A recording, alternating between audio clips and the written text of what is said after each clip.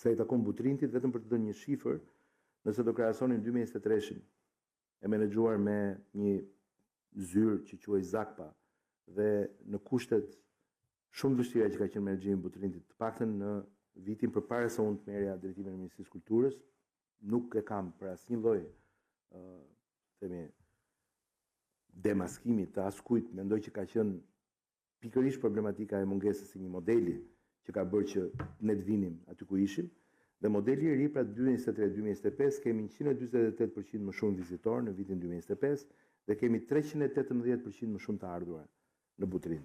Është fjala për miliona euro më shumë në vit, nga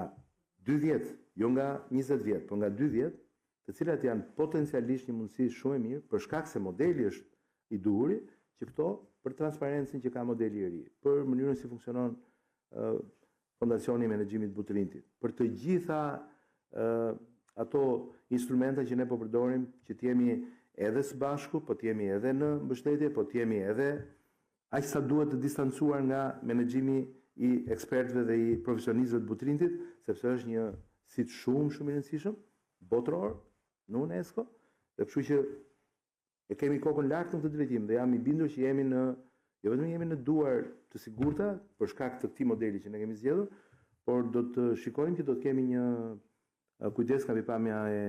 konservimit, nga pikpamja e restaurimeve, nga pikpamja e mënyrës promovimit, do të kemi shumë shpejt qendrën më të bukur të vizitorëve, ndoshta në rajon dhe ndoshta jo vetëm. Në Butrin do kemi një transport i cili do të jetë i gjithë i green, do të kemi një pikë tre parkimi larg për pjesën më të madhe të fluksit të mjeteve që nuk duhet të jenë brenda, do të ruajmë gjithë aspektin e vjetër natyror të peizazhit dhe të gjithë, po themi, shekujve të shkuar në mënyrë që të jetë e gjitha ashtu e shkrirë, të ketë një trajtim shumë holistik i gjithë parku i madh i Butrintit, por njëkohësisht po punojmë me realizimin e regjistrimeve me ASHK-n, me hipotekimet, me procedurat e prokurimeve, kuptohet nga Fondacioni i Menaxhimit Butrintit, por me mbështetjen tonë, sepse ka pasur probleme të pronës, ka pasur probleme të kthimit të disa parcelave, ka pasur situata nga si ato që ka pasur në gjithë Shqipërinë deri në ndërtime pa leje, të cilat po adresohen të gjitha dhe shumë shpejt do të kemi fillimin e disa për investime shumë të rëndësishme, të cilat vijnë fal këtij fondi natyrisht, po edhe fal fondit që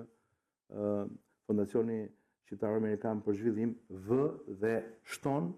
në mbështetje të Butrinit.